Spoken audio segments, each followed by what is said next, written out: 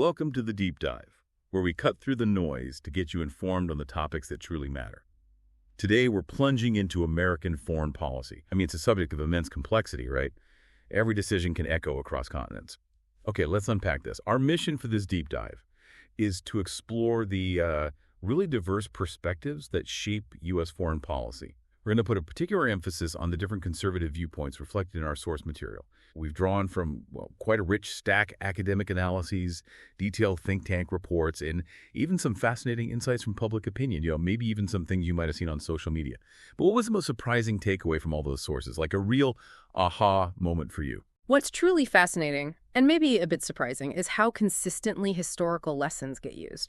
Lessons about engagement versus restraint, say, from pre-1945 Europe compared to post-Cold War interventions. They're interpreted in completely different ways to justify totally opposing policy decisions. It seems less about the facts themselves and more about the lens they're viewed through. So we'll navigate those core tensions defining America's role on the global stage, hopefully helping you understand the nuances, the key insights, especially from these diverse conservative perspectives. That's a crucial observation. Because, at the heart of American foreign policy lies this fundamental tension, doesn't it? This constant tug of war between those pushing for robust global engagement and, those who say, let's focus on home first. It's a debate as old as the nation itself, really. But the challenges just keep evolving. Precisely. And looking at our sources, we can broadly sketch out two main poles in this debate. Both have pretty strong arguments. On one side, you have proponents of interventionism. They're characterized by strong belief that the U.S. has a global responsibility. They see America's superpower status as coming with an obligation to provide aid, mitigate crises, promote democracy and human rights around the world. And importantly for them, this isn't necessarily mutually exclusive with addressing domestic issues. Okay. So it's not strictly an either thing, but more like they see it as complementary. Exactly. For interventionists, economic interdependence is key. The argument is your job in Ohio might literally depend on stability somewhere like Southeast Asia. The U.S. economy is just so intricately tied to the global economy. Fostering peace and development abroad, they argue, directly benefits America right here at home. Another really strong argument they make is about preventing power vacuums. Right, the idea that if the U.S. pulls back... Yeah, if the U.S. retreats, worse actors, think China, Russia, Iran, would inevitably fill that void. And that could lead to regional instability, threatening global freedom. They often point to historical examples like Europe before 1945 to suggest that sustained U.S. engagement actually prevents large-scale conflicts. This viewpoint also really emphasizes strengthening alliances, like NATO, and engaging with international organizations. Often they advocate for what some call a big stick policy, deterring aggression, protecting U.S. interests proactively. That's a very clear position. So what's the counter-argument? What's the other side of that coin saying? Well, on the other side, you have what's often called isolationism or non-interventionism. This perspective really pushes for prioritizing domestic issues, things like the national debt, our crumbling infrastructure, social problems over getting tangled up in foreign affairs. They often critique past interventions pretty harshly, especially in the Middle East. They argue these were costly failures, in terms of lives and resources, and sometimes they just created more problems than they solved. And some critics take that even further, don't they? Thinking about why those decisions were made. They do. Some argue that foreign policy gets heavily influenced by the military-industrial complex. That's a powerful, kind of intertwined network of defense contractors, the Pentagon, and politicians. Critics argue this complex prioritizes military spending over genuine national needs, that it doesn't really serve everyday Americans. This leads to really strong calls for resource reallocation. Let's redirect what they see as, billions of dollars spent in faraway lands to our needs right here. You also hear this sentiment, sometimes quite raw, that the U.S. is tired of Americans dying for countries that hate us, or that NATO allies don't pull their weight, don't sufficiently help foot the military budget. So that fuels calls for scaling back commitments. Exactly. Calls for reduced commitments, maybe even pulling out of treaties. Now, it's important to say, pure isolationism is often seen as unrealistic today in our globalized world. So many actually favor more of a selective engagement approach. Intervene, yes, but only when direct U.S. interests are genuinely at stake, or maybe in extreme humanitarian crises, like genocide. It's about figuring out when to butt in and when to butt out, basically. Okay, so we've outlined that classic tension, that sort of tug of war between global engagement and focusing inward. But how did that dynamic shift, maybe even dramatically, with the America First foreign policy, especially thinking about Donald Trump's second administration? What was its defining characteristic? How did it fundamentally try to reshape America's role? Right, yeah. Here's where it gets really interesting, because it was a significant departure. The sources describe this America First approach as explicitly realist, transactional, and often unilateral. Transactional meaning? Meaning less focus on shared values or, long-term alliances, and much more on immediate quid pro quo deals, what's in it for us right now kind of thinking.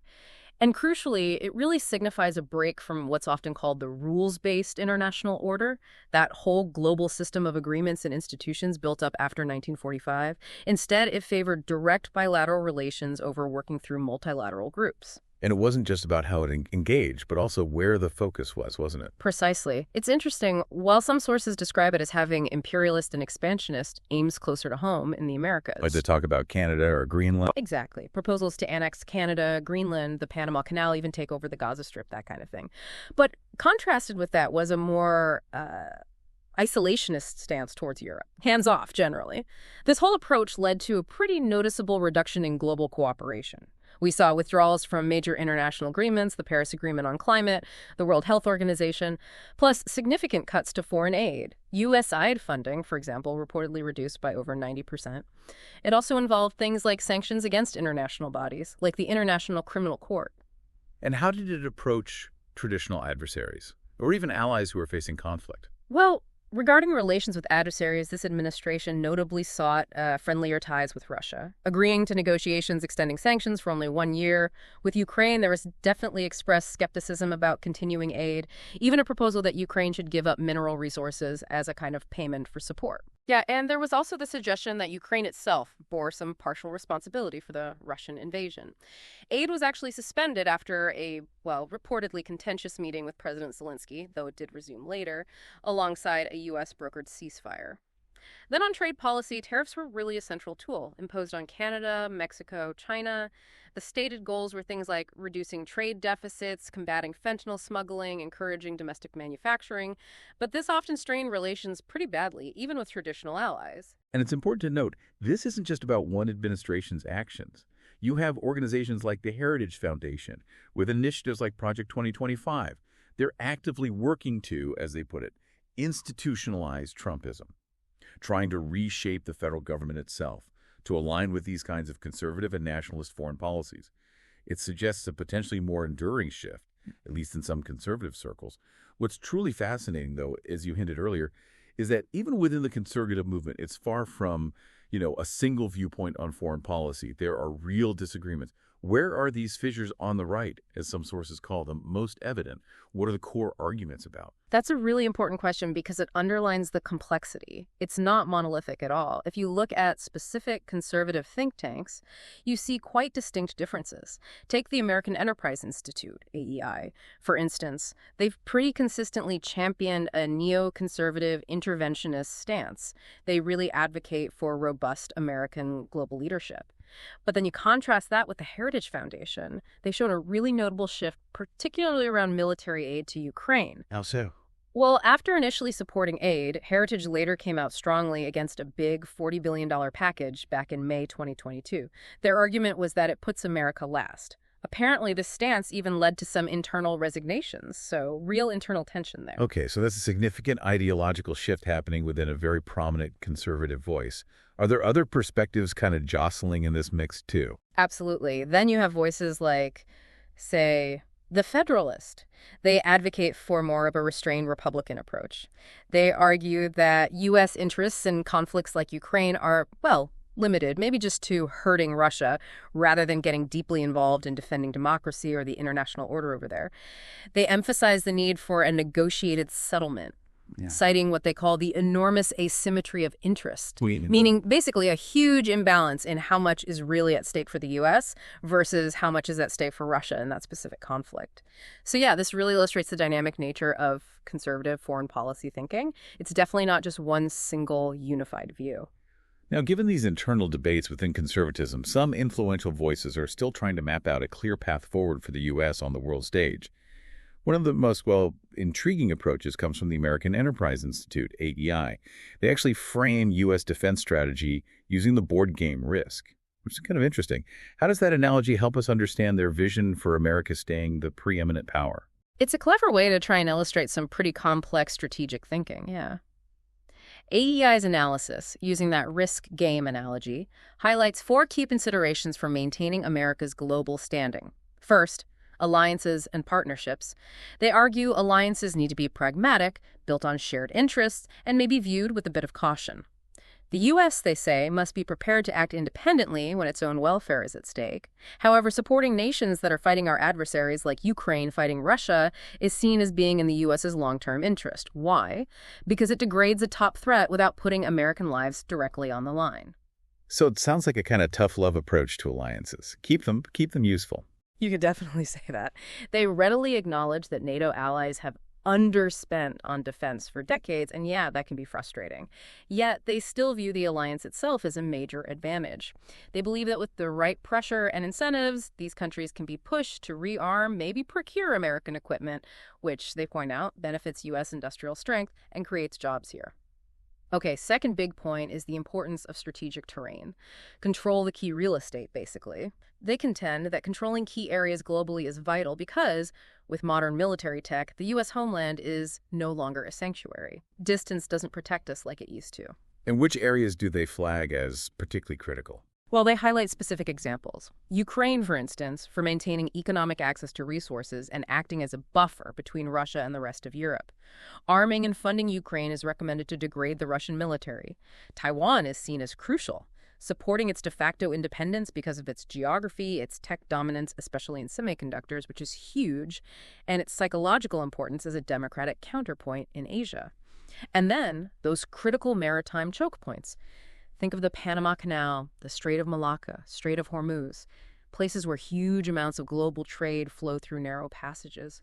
AEI argues the U.S. Navy simply must be sized and armed to ensure we can preserve access for ourselves and our allies and deny it to adversaries if needed. That demands a robust overseas presence, lots of exercises. Okay, so controlling the map is key. But it's not just where we operate, it's also how we make that global reach happen, right? What are some of those critical enablers they focus on? Exactly. That's their third consideration. Strategic enablers. These are basically the foundational investments that allow America to project power globally. The shipbuilding industry is a major one. They express real concern, noting China's capacity is vastly greater, maybe 230 times greater than the U.S. is right now. Wow, 230 times. Yeah, it's a stark number. So they recommend increased funding, faster production, incentives for a skilled manufacturing workforce, basically. A big push to rebuild the U.S. Navy. Undersea cables are another. That's the critical digital information infrastructure, the backbone of the internet and global communications. Needs protection from attack, they say, using things like unmanned systems and intelligence sensors, and of course, controlling the space domain. Satellites are key military enablers for communication, surveillance, targeting. Controlling space is seen as absolutely crucial for global power today. And then lastly, point 4 is about having sufficient and positioned forces. This calls for a really focused approach, prioritizing the threats. They rank them: China first, Russia second, Iran third, then North Korea. To meet these threats, they recommend increasing defense spending significantly by 3 to 5% above inflation consistently, and also reevaluating military capabilities currently allocated to what they see as lower priority regions, like Africa perhaps, and shifting those resources to face the primary threats. We've definitely covered a lot of strategic ground there, from alliances to geography to shipbuilding and space. It paints a really detailed picture of this proactive but also quite selectively engaged global strategy they envision. So for you, the listener, what does this all mean? What's maybe the one key takeaway from this specific AEI framework that you should carry with you when you hear about U.S. defense spending debates or global military exercises? I think the ultimate insight here is that this AEI strategy really boils down to a vision where American global power isn't just, passively maintained, but actively expanded. It aims to use a blend of traditional military might, yes, but also savvy economic leverage and technological advantage. It's presented as a kind of strategic chess game on a global board, with very specific pieces and moves prioritized to secure U.S. preeminence. That makes sense. And of course, this kind of strategic thinking doesn't just operate in a vacuum, right? Ultimately, foreign policy isn't only crafted in think tanks or government offices. It's also shaped, or at least influenced, by public sentiment. How do these really detailed strategic visions resonate or maybe clash with what average Americans are thinking or feeling? That's an excellent point and a crucial one. Public opinion plays a significant role, and sometimes it can be a really powerful counterforce to these grand strategies. For example, one source mentioned a CNN poll from August 2023. It indicated that a majority of Americans actually opposed continuing aid to Ukraine at that time, and there was a clear partisan divide, with Republicans being more opposed than Democrats. But crucially, there seemed to be widespread opposition across the political spectrum to the idea of sending U.S. troops to fight in Ukraine. Right. So that shows the kind of domestic pressures and priorities that policymakers absolutely have to consider, especially when interventions come with a high potential cost financially or, more importantly, in human lives. Yeah, it's fascinating how public opinion, even reflected in unexpected places like, say, satirical content you might see on TikTok, can reflect and maybe even shape the narratives around world leaders and international relations. Whether it's a humorous take on Trump and Putin or a serious poll on aid levels, it all feeds into this broader complex discussion. So just reinforcing this for you, understanding these various, sometimes quite contradictory conservative viewpoints really helps you navigate the complexities.